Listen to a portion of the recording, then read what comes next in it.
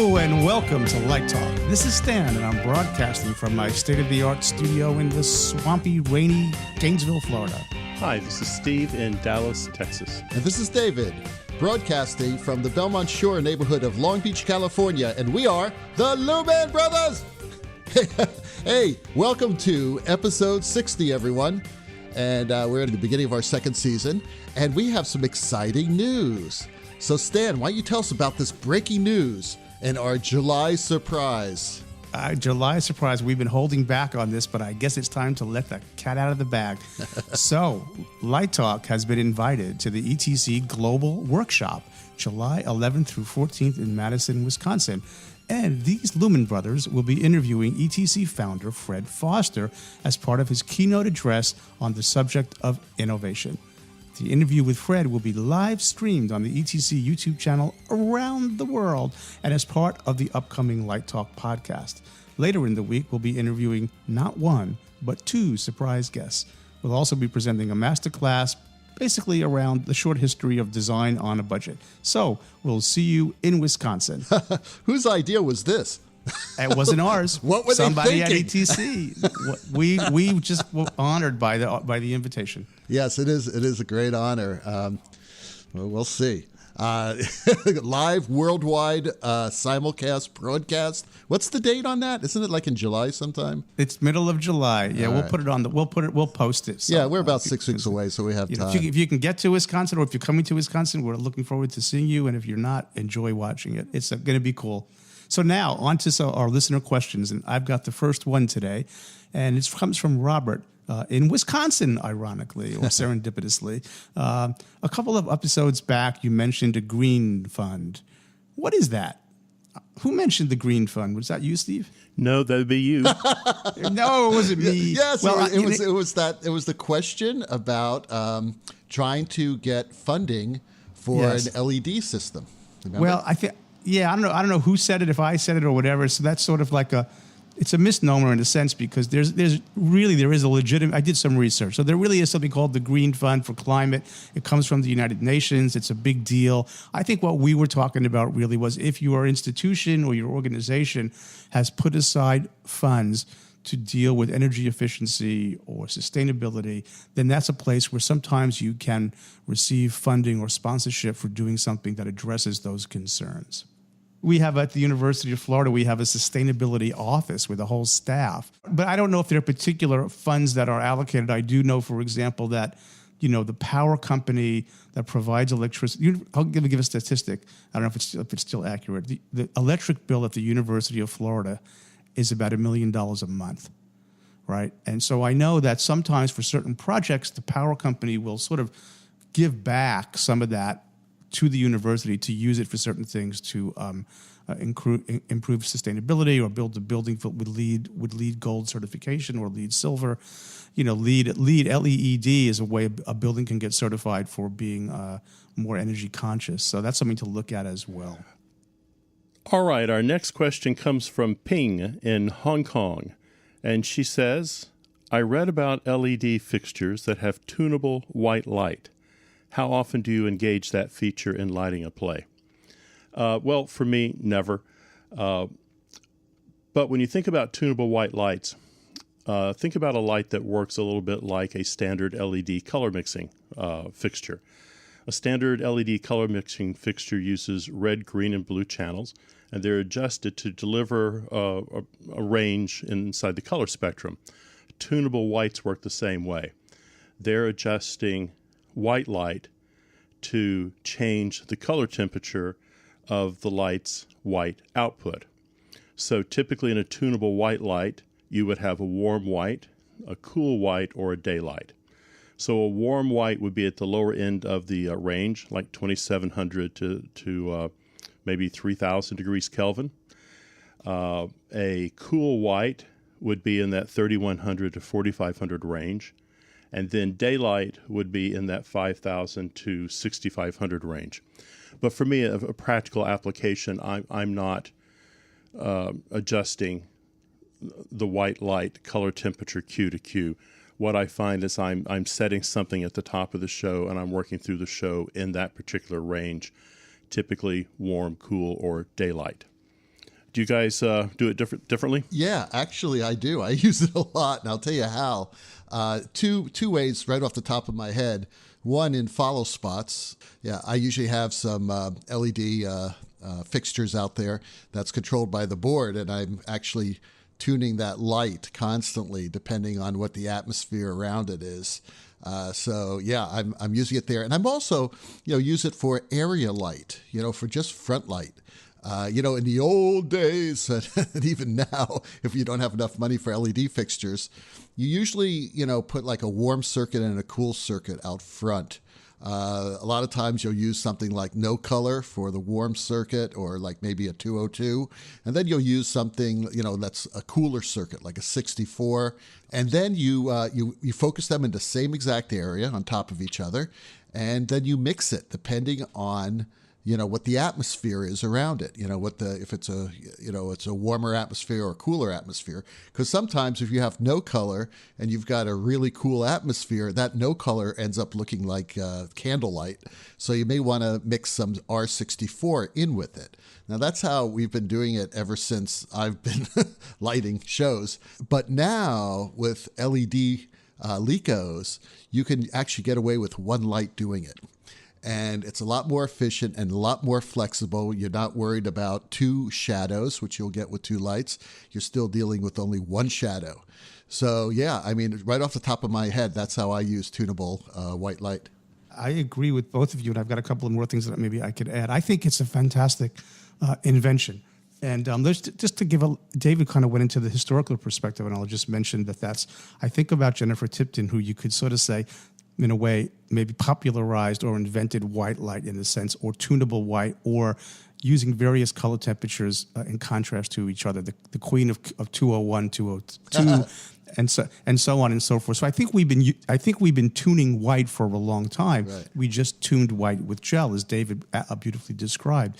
I would also say that the one thing that's changed, or that's sort of coming back, is everybody sort of adapted to the fact that as you dimmed a tungsten filament, the color temperature shifted, and that shift in relationship to whatever color correction filter you were using was part of the equation, right? And now when you color shift or you white tune or whatever you want to call it in an LED fixture, that's sort of absent, although some manufacturers are now building into their dimming profiles, the warm glow effect that you get from incandescent when you lower the intensity on those white lights. So I love it, and I love the fact that you can do it across time, as David mentioned, fading from one color temperature to another with or without the amber shift. And let me say something else about the intensity. So if I was working in a scenario where I really needed brightness and I wasn't going to be using a lot of high chroma color, reds, greens, and I didn't need a rich color. If you think about how they're made, it's an array of LEDs, and so when you've got a red, green, blue, or a 5-color or a 7-color LED fixture, you're making white from all those frequencies, which is also fantastic from a tuning perspective. But you might not have the same intensity if that whole array was made up of warm and cool LEDs. So probably if you looked carefully at the cut sheets on these, that the overall intensity of a studio fixture that's a tunable white versus an RGB or a 5-color or a 7-color, I'm going to guess they're probably brighter, just because there's more lumens coming out of a white LED than a red LED or a green LED. So all of that plays in, but I just think they're great. It's a good question as to whether if I was building an inventory, how many of my fixtures I would buy that are tunable white fixtures as opposed to LED fixtures. But on the other hand, you could put a gel in a tunable white fixture or a dichroic filter. There's nothing preventing you from doing that. Yeah, and the other thing that you need to think about also, always, we talked about this last season in an episode called All About Color. Color's relative. We see white light differently depending on what color is around it. So the nice thing about tunable white, or even just using LED fixtures and being able to go from a no color, warm tungsten type color to a light blue, is that as the cue travels, like for instance, you have a transition that's traveling, the cue's traveling in 25 seconds or something like that, and it's cooling down, right? The atmosphere is cooling down. So it would be great to be able to just tune that light, in the cue, or, if it's follow spots or if it's front light or whatever, so that's tuning and shifting as the whole cue shifts. And, sometimes it's at different times, different curves. So it can get quite complex in the queuing process. It's true. But it leaves you so much flexibility. It really is wonderful. I think, I must say that's probably my favorite feature of the LED Lico is that now we're able to do this. That, because otherwise it was just, you do a box boom circuit. You'd have 12 lights up there, 6 warm, 6 cool, You don't have to do that anymore. It's fantastic. Yeah, I agree. We did a dance piece this fall that at the end it was all done in cool white. And at the end they strike this pose downstage, and we just took the same lights and just shifted the color temperature to warm, and it just said something. It was so beautiful. It was smooth. It was just, I love it, frankly. It really is. That's great. So it's a great feature. I would use it as much as I could. Cool. Our next question comes from Amy in New Mexico. And Amy writes, I know you can use gel in LED Licos. Can you discuss if LEDs are affected by dichroic color filters? Why not? Why wouldn't they be? Does that mean like putting a dichroic in the gel frame? Is that what Amy's talking about? Yeah, I'm trying to understand what Amy means. Does she mean, so there's one thing about using a white light LED engine, like a lot of moving lights are moving to, and then using dichroics? Or does she mean you have like a 5-color LED fixture and you put a green dichroic in the gel frame? I'm not sure exactly what she means. Maybe Steve knows. I think she clearly means if I have a LED fixture, I'm projecting white light. If I put a dichroic filter in there, will it work as effectively, say, as in a tungsten light? Or is there something magical about LEDs that negate a dichroic filter? Is the LED white being generated by an RGB 5-color or 7-color LED array, or is it being generated by a white array of LEDs?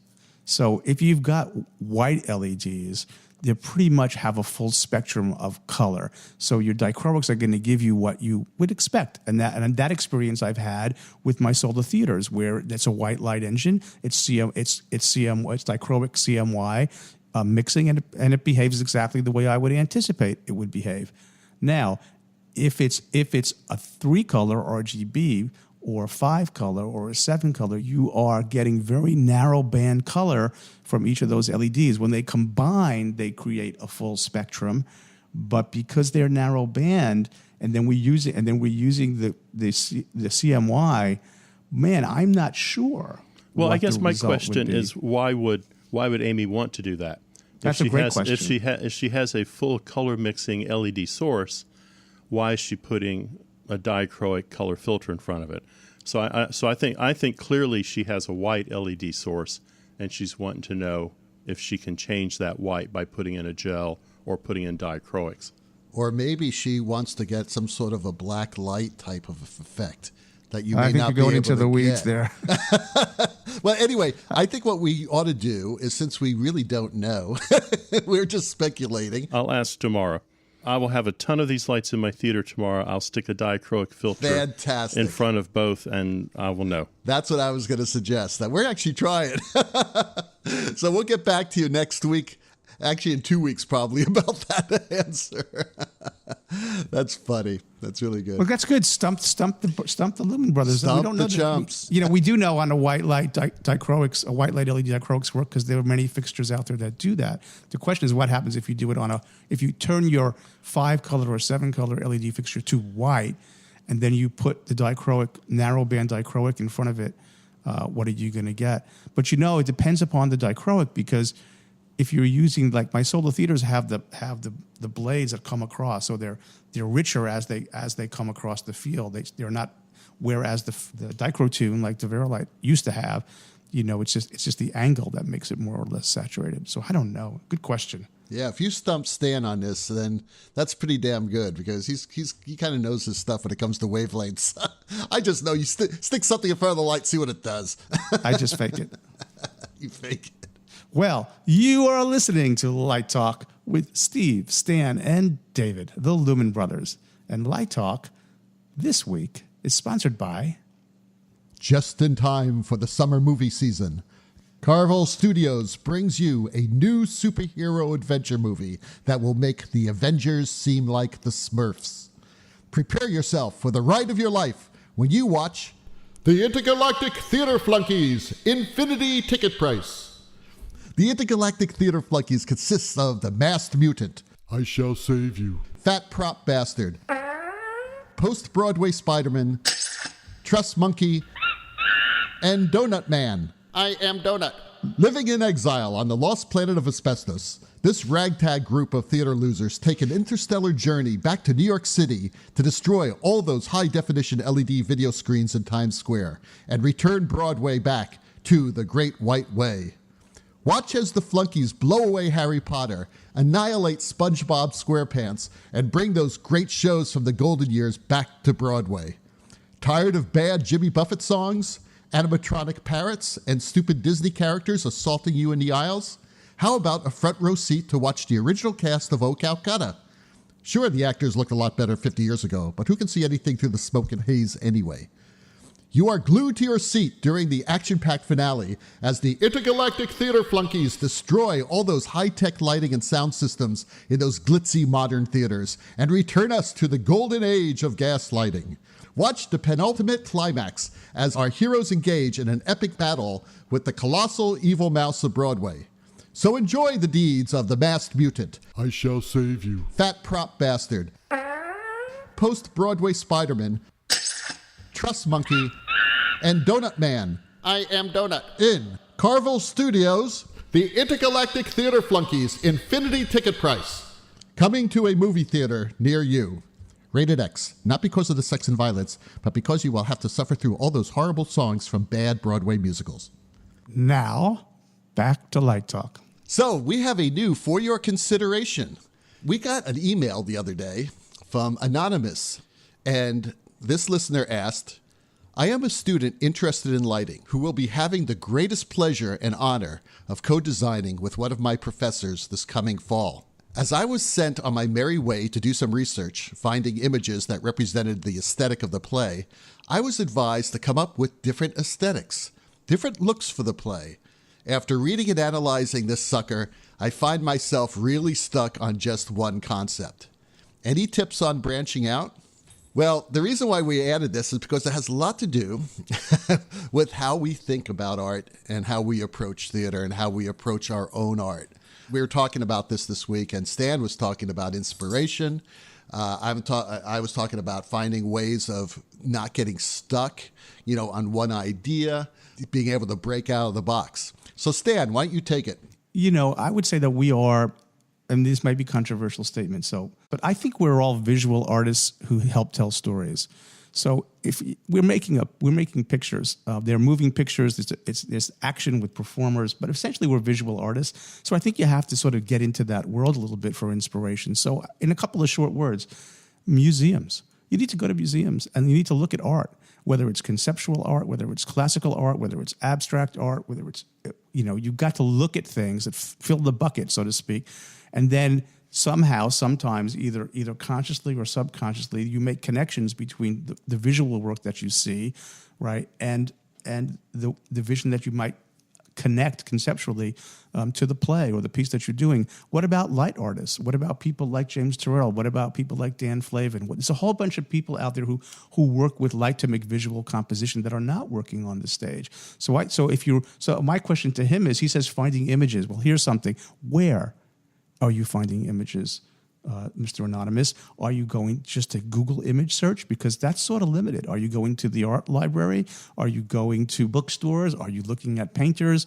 Where are you looking for images? And not necessarily, and in fact, the image itself could be what inspires you for a concept for the show. But I do think you have to sort of have an idea of the emotional sort of feeling for the play, right, which might then lead you to particular artists, particular periods, particular work. Talk to an art historian. I mean, there's so many places that you can go that have to do with images. You could look to graphic design. I mean, there's so much out there. So if you're sort of, maybe you just fell in love with this one image that you found or this one idea, and if that's the case, then I think you need to sort of kill your darling, right? If you don't allow yourself to become too enamored with one thing, but I think you have to get out there and look at stuff. So go to the museum. You know, I'm looking at your question here, and it's you are co-designing, you have a partner, and you're stuck on your concept, not the concept. You know, do you clearly know what the aesthetics of the show are? Have you and your co-designer talked in depth about the aesthetics? Have you talked about a conceptual way into the show? It sounds from your question that you were just turned loose to go find something. So you came back with something and your partner went, no, you know, I want blue, you picked red. Go look for something else. So I think probably if there's a deeper conversation before they turn you loose in the library, your search will be more productive and you will be more creative because you have kind of a target. Right now, the target seems to be moving. You know, I've worked with a couple directors who have said, you know, show me something. I show them something. They go, oh, that's wrong. And I go, well, what's right? And they go, well, I don't know. Find me something else. So that's kind of an impossible task. So I would say let's go back to step one again. Sit down, have a cup of coffee. What are we trying to achieve? Which direction is the ship sailing? And then go back out there with fresh eyes and look at it. Yeah, I think that's a great answer, Steve. Now, I'm going to go back to our sponsor, which was obviously a spoof on the Marvel superhero movies. They have several franchises of superheroes. And the beauty of the way Marvel created this is that every group of superheroes has a different style of art direction. So when you watch a Guardians of the Galaxy movie, all the colors are super vivid and almost like an acid trip, right? And then if you watch the Hulk, it's a much more graphic, you know, cartoony. When you watch Captain America, it's different. I just find that really fascinating. And it works that way, you know, in theater as well. I mean, it just depends on what is the message of the play and what you're going for. Now, maybe the designer asks you to come up with different research for different aesthetics is looking for ideas, or maybe because this person is your teacher, he or she is trying to teach you how to look at different aesthetics. Stan is right about the research. You really need to look at a lot of things. You're just not going to find it on the internet. You're going to find it, you know, in movies. You're going to find it in television shows. I mean, if you look at the aesthetics of Game of Thrones versus Breaking Bad, the art direction is totally different. It's a different aesthetic. And it's because of what those movies and those television shows are about. I want to say something about the word aesthetics because I know that my wife took a course in it, and it's so when you were talking, David, about the color palettes in the different films, I think that's more precisely called, you know, a controlled palette or limited palette in a particular way that creates something called a style. But aesthetics, and I looked it up just to double check that I'm correct, is a branch of philosophy. It's not a particular way that something looks. Aesthetics has to do with art, beauty, taste, and an emotional sensibility or a sentiment that you feel from looking at something. So we tend to associate, yes, we can have an aesthetic experience based on choices that someone makes with color, form, line, all the elements of design. So, you know, I'm just bringing that up because aesthetics is sometimes misunderstood as a word. It's not a style or taste. It's an experience. And to back what Steve is saying, maybe in terms of having that conversation with the designer or the faculty members, like, and I do this with directors as well. What do you want the audience to feel from the play overall? And then in a particular scene, I can remember one project I did where there was a very sort of somber ending to this play, I thought. And there's a very, very poignant moment that's written in the script. And I said to the director, how do you want the audience to feel when they walk out of this production looking at this last scene? I want to know how to light it. And essentially, it's either going to be depressed or uplifting, right? It's hope or fear when you boil down all the emotions, essentially. And the director said, well, I'm not sure. And I go, well, we have to make a decision because I've got to light it. And the way I light it is going to affect the aesthetic experience of the audience. So the choices that you make in terms of the tools that we have as visual artists evoke a feeling or an emotion. And we can have a long conversation about which ones do what, but I think that's all contextual.